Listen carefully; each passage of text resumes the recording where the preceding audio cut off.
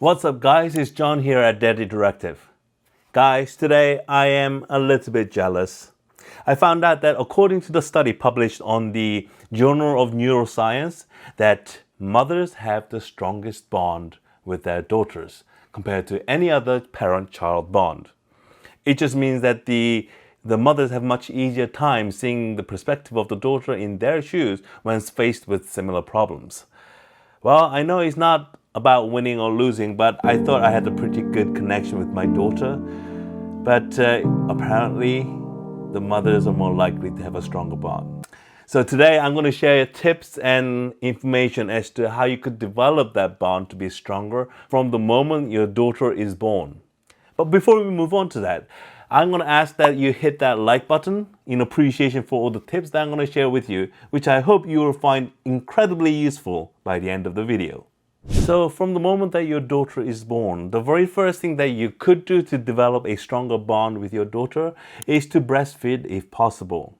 Breastfeeding naturally leads to skin-to-skin contact, which allows for the babies to feel secure and more affection as they grow. Even if they don't realize it consciously, subconsciously they feel the security by being in the arms of the mother. I know breastfeeding is not always possible, so if you can breastfeed and you're bottle feeding instead, do still try to cuddle your baby as much as you can. And as your daughter starts to get older and develop into toddler years, try to spend as much time as possible with your daughter, because the quantity of the time do matter. It's not only the quality. If you find that you are always swamped with work and you can't always find time for your daughter, then try to set up a routine where you would repeatedly carry out those routines every day. It becomes more of an habitual process for you to spend that time with your daughter, which would allow you to have that block of time with your daughter, which otherwise would not have happened if you didn't have this particular routine. The routine could be as simple as reading a book together before she goes to sleep, or spending the time getting ready for bed, or having a designated time for your daughter every day where you would play with her, whether that be with dolls or toys or, whatever that you want to spend the time with your daughter with. And pretty soon she will start to imitate you. You should embrace that opportunity to set a good model behavior. And don't be afraid to share your experiences with your daughter. You are the perfect person to take on that role.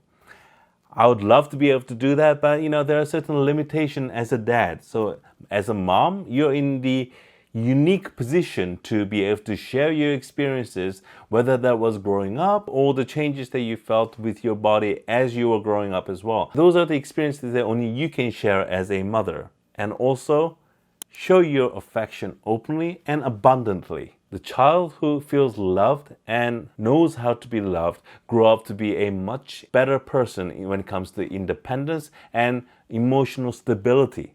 So provide that foundation from a very young age by showing as much affection as possible with your daughter. One of the benefits of being loved abundantly is the fact that she will learn how to love. But not only that, she'll know how to be loved, which is just as important. Now, when she becomes a teenager, things get a little bit more difficult because they are not as willing to listen to you as they were when they were in preschool or when they were toddlers. However, not everything is lost. There are still ways that you can approach this relationship that strengthens the bond into the adulthood as well.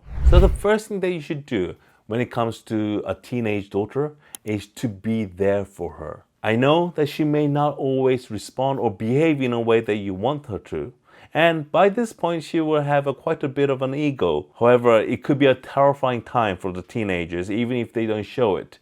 It is the time where they go through the most drastic changes internally and externally as they hit puberty. And you, once again, is in a very unique position as a mother to be able to share your experiences, share the fears and the excitements that probably more fears of what you experienced during those early teenage years. The important thing here, to remember yourself to be providing guidance as a coach, and stop trying to control the daughter as much as you can in a way that you want her to behave. Because let's face it, how many parents out there is really honestly going to say they have full control over their teenage daughters? The second thing that you should do, especially with the teenage daughters, is to respect her as an individual. Respect her boundaries. Don't go through her room looking for diaries and try to find all her little secrets and just to make sure that she's not getting into trouble.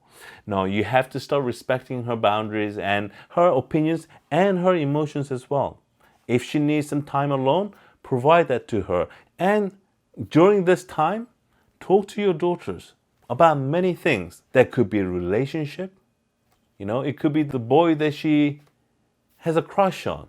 You know what? If you have a daughter who's willing to share that information with you, you are one of the very few blessed ones, and you have developed a strong bond with your daughter, so congratulations. But if you don't quite have that kind of relationship and the daughter is not willing to diverge that information with you, talk about other things that she may be willing to share with you. Maybe talk about body image. Nowadays, there is so much pressure to be thin. You have to be the one leading her to have confidence within her self-body image. And lastly, empower her. Give her the confidence that she can make decisions for herself and not be pressured into decisions just because of the peer pressure. If you provide the affection and if you provide the respect for her, she will understand that she has the power to control and make decisions about her life. This is not a process that can be done easily overnight. It takes time. Keep realistic expectations. Don't expect your daughter to behave in a way that you didn't when you were teenagers. Wishing that your daughter doesn't make the same mistake that you did versus expecting her not to make any mistakes that you yourself made is two very different things. So lead her, give guidance, and let her know that it's okay to make mistakes and that she can always trust you and bring any concerns that she may have to you instead of looking for the solution among her other peers, which could be something quite dangerous. Mom, don't try to be perfect. You know what? Let me rephrase that. Don't expect to be perfect. You can always aspire to be as good of a mother as you can be, but if your aim is to become that perfect mom, I'm sorry, but you are going to fail. I don't think there has been any parent in the history of mankind that has become the perfect parent in every regards.